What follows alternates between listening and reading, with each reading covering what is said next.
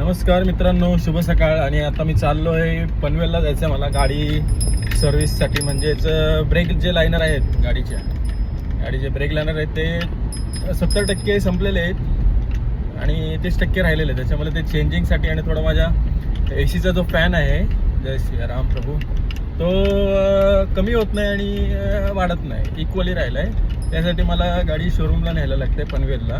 तर मी चाललो आहे. आता मी आहे मुनवली क्रॉस केली तर चाललं आहे पुढे. चला लेट्स गो. हे आहे माझ्याकडे Scorpio N, Mahindra Scorpio N, second top model. म्हणजे टॉप मॉडलच्या फक्त हिला 4x4 नाही, बाकी ऑल फीचर सेम आहेत. चलो लेट्स गो.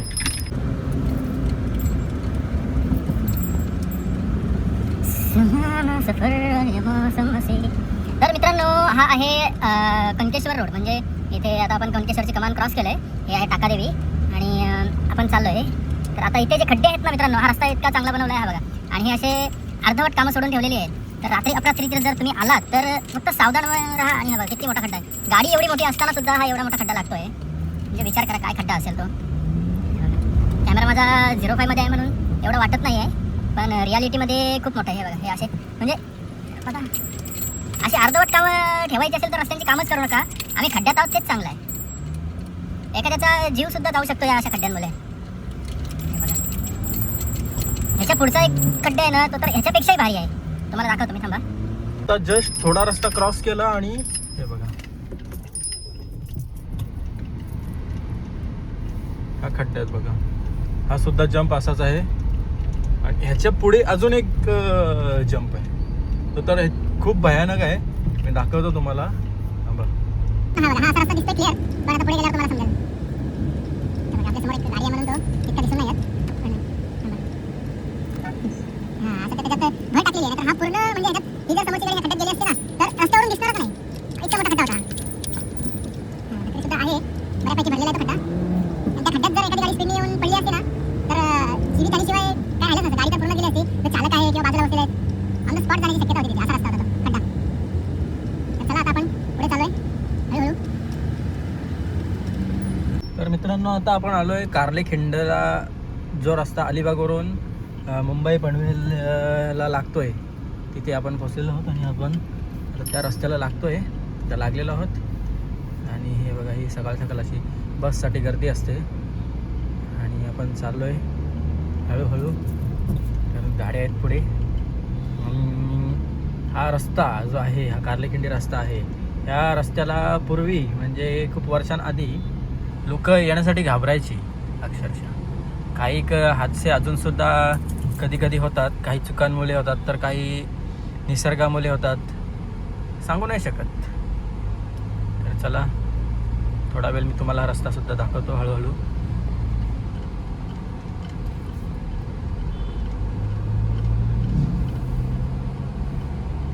तर आता आपण आहोत मित्रांनो चेकपोस्ट थोडा क्रॉस केला आहे. आणि इथे नेहमी आहे ना, नेहमी कधी पण या तुम्ही, इथे नेहमी ट्रॉफिक असते. पण इथलं काय, ह्या ट्रॉफिकचं काय निकाला अजून लावता येत नाही, काय आपण बोलणार. आणि हे असे खड्डे,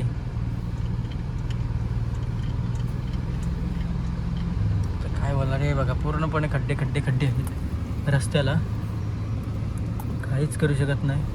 येऊन ह्या बसच्या वाटी थांबलोय अलिबाग. आणि हे बघा, पुढपर्यंत अशी लाईन लागलेली आहे. आणि हे बघा, हॅलो हॅलो चाला, असं चालत आहोत सध्या. आता हे बघा, इकडे जाऊन थांबणार पुढे परत.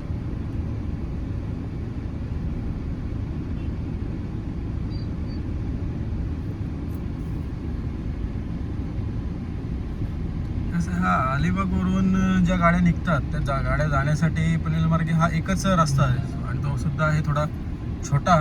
आणि आहेत आता इथे सुद्धा गर्दी असते. तिथे 2 ठिकाणी गर्दी, असं थोडं हे होऊन जातं, ट्रॉफिक होऊन जातं. पण ह्याच्यावरती जर विचार केला थोडा तरी, तर ह्याच्यावर एक बाहेरून बायपास काढून आपण ट्रॉफिकवर नियंत्रण आणू शकतो. पण आता काय, कोण सांगणार आणि कोण करणार, अशी तऱ्हा झाली सगळी. चला,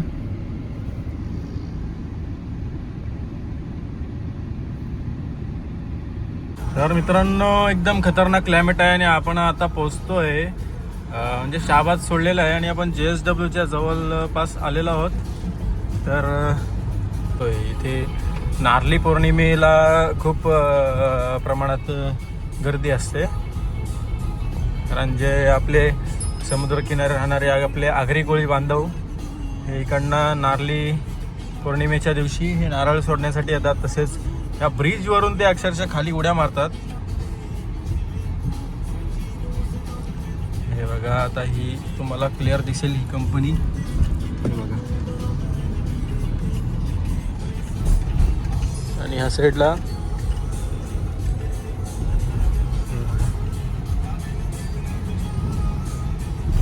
चला टाटा बाय बाय. अजून आपल्याला पुढे सुद्धा जायचं आहे.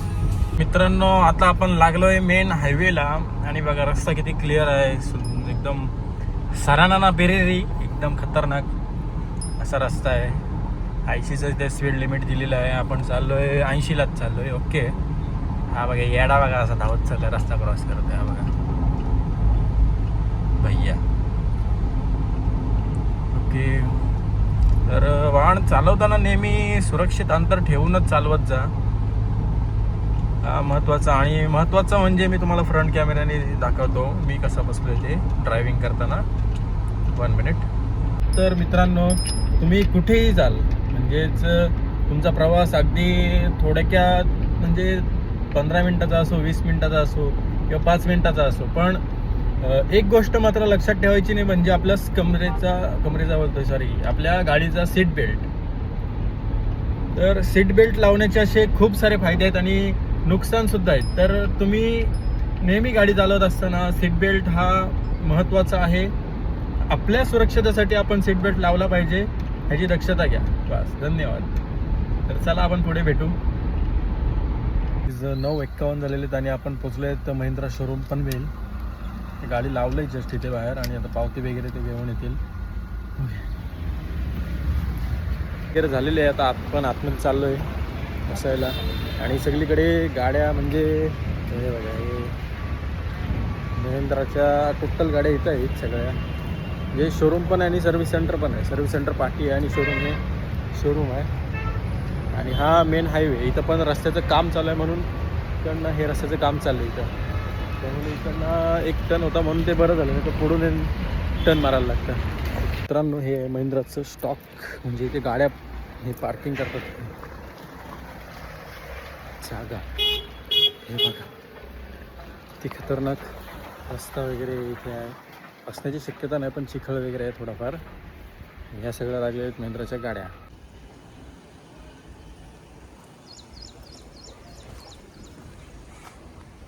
ते खूप साऱ्या गाड्या आहेत तिथून अजून तिकडे पलीकडे सुद्धा आहेत. ह्या इथून इथे आणि पलीकडे सुद्धा आहेत. हा रस्ता ॲक्च्युली मी आहे शोरूमच्या पाठीमागे. मित्रांनो 9:51ला मी इथे गाडी पार्क केली आणि आता वाजले आहेत 11:25ला नंबर लागलेला आहे. आणि अजून ह्यांची किती नंबर आहेत काय माहिती नाही. तर बघूया नंबर लागला म्हणजे आता ते काय करतील काय माहिती. किती वेळ घेतात नाही काय घेतात काय समजत नाही मला. पुढे जाऊन गाड्या तर खूप आहेत. सो काय असतं फायनली 12 वाजता आपली गाडी आतमध्ये घेतलेली आहे. जॅक लावलेला आहे, थोडी चढवलेली आहे. टायर खुललेलं आहे. जे लायनर आहेत ते गेलेले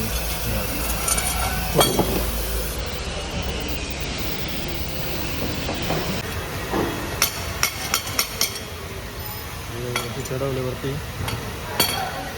आपल्या लायनर चेक करायचे फुडले म्हणून ते पण टायर खोलायचे. स्कॉर्पिओ आहे.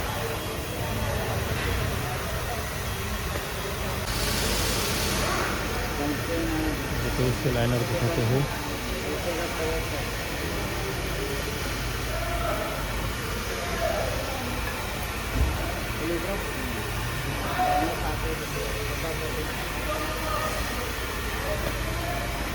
आगे वाला लाइनर चेक किया और सही है.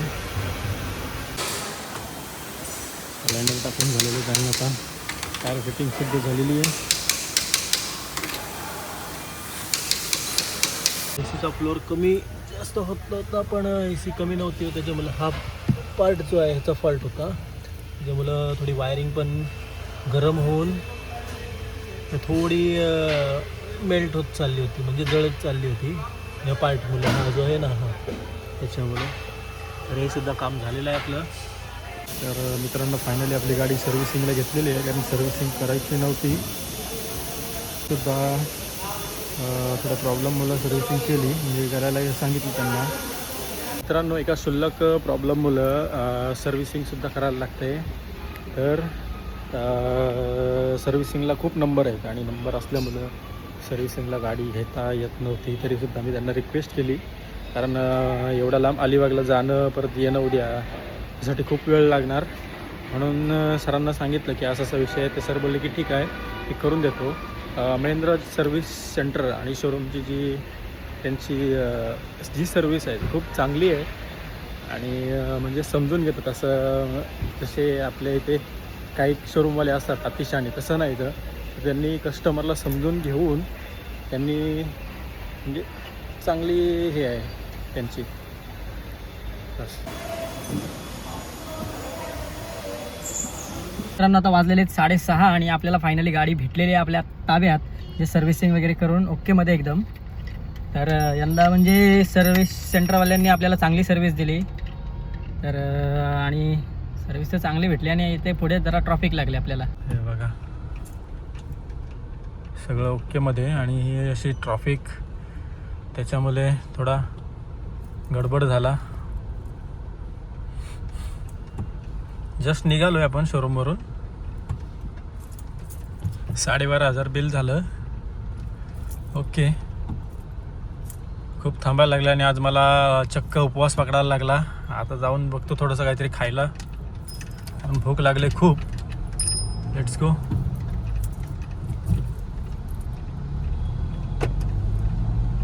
ओके गाईज मी घेतलं आहे मंचुरियन आणि पॅटीस. तर खूप भूक लागली आहे. तर आता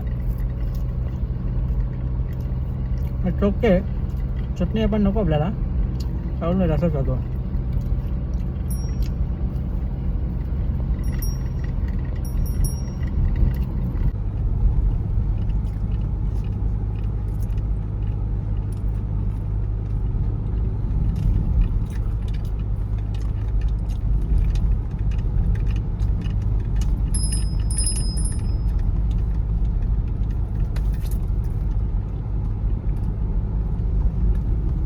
तेच सगळं झालेलं आहे आणि आता पण निघालो घरी जायला.